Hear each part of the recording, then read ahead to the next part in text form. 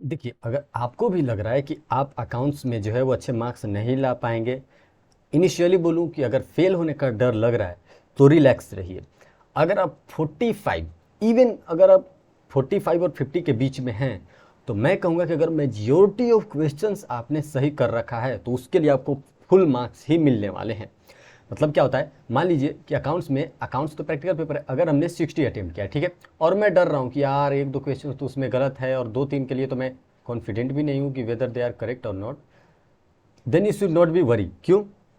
क्योंकि जितना आप सही करोगे, अगर आपका मान लीजिए 45 आपने अटेम्प्ट किया है, ठीक है, 45, और अगर 37 38 भी सही हुआ तो बाकी जो आपने गलत किया है क्वेश्चन उसमें से 2-3 मार्क्स भी मिलेंगे तो आप पास हो जाएंगे।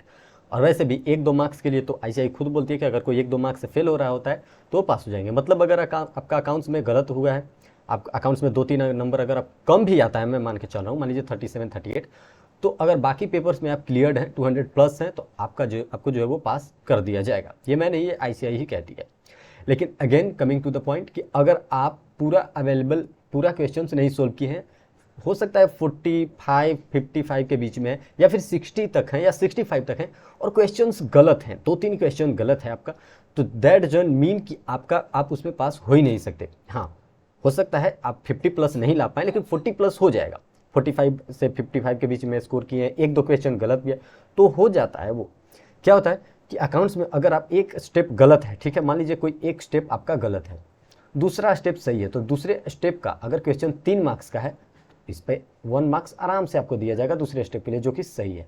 इस तरीके से मिलता है। जैसे स्टेप मार्किंग तो अवेलेबल है, ये तो हर किसी को पता है कि स्टेप मार्किंग, और सारे सॉल्यूशंस में अवेलेबल होते हैं स्टेप मार्किंग। और सबसे बड़ी चीज़ कि आपको जो है वो मार्क्स दिए जाते हैं, कुछ मार्क्स दे दिए जाते हैं इवन अगर आपका जो है वो सॉल्यूशन गलत है या सही है, उससे कोई मतलब नहीं है। अगर आपने स्टेप बनाया है, क्वेश्चन सोल्व सही नहीं हुआ है, लेकिन स्टेप जो फॉलो हुआ है, करेक्ट स्टेप्स, तो उसके लिए आपको मार्क्स, एक डिसेंट मार्क्स आपको दे दिए जाते हैं। ठीक है, तो ये चीज़ें हमेशा ध्यान रखिएगा। और सबसे बड़ी चीज़ कि यहाँ पे अगर कुछ क्वेश्चंस में आप पोस्टिंग भी करके छोड़ देंगे तो उसके लिए भी आपको मार्क्स दिया जाएगा। मान लीजिए आपको पार्टनरशिप का अकाउंट्स बनाना था, आपने रिवैल्यूएशन बना दिया या पार्टनर कैपिटल अकाउंट बना दिया, ठीक है, बैलेंस शीट बना दी, तो उसमें अगर तीनों अकाउंट्स भी गलत है, तीनों अकाउंट्स, तो जो पोस्ट आप किए हैं एक एक आइटम्स, और वो जितने करेक्ट जगह पे पोस्ट है, जिसको डेबिट पे करना था आपने डेबिट पे किया, करेक्टली किया है, उसके लिए आपको मार्क्स दे दिए जाते हैं। फुल मार्क्स नहीं दिया जाएगा लेकिन स्टेप मार्क्स जरूर दिए जाते हैं।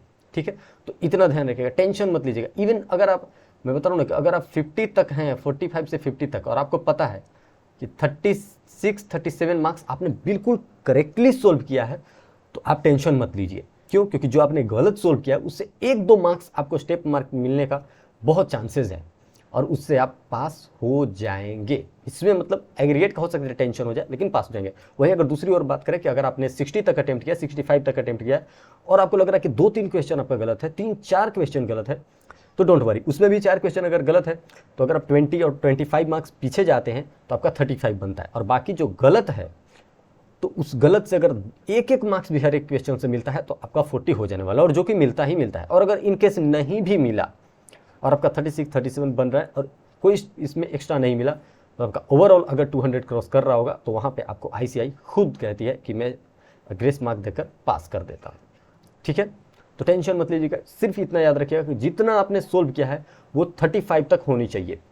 कब? अगर आपने 50 तक सोल्व किया है तो, और अगर आपने 60 तक सोल्व किया है तो अगर 30 मार्क्स भी आपका करेक्ट है तो हो जाएगा। अगर आपने 70 मार्क्स का अटेम्प्ट किया है, 70 मार्क्स, और अगर 28 29 आपका बिल्कुल करेक्ट है, तो बाकी में से 1-2 मार्क्स जो कि स्टेप पे सही होगा या पोस्टिंग का सही होगा या जर्नल एंट्री का सही होगा, तो आप पास हो जाओगे, 40 तक पहुंच सकता है। ठीक है, कोई दिक्कत की बात नहीं है, टेंशन नहीं लेना, हो जाता है।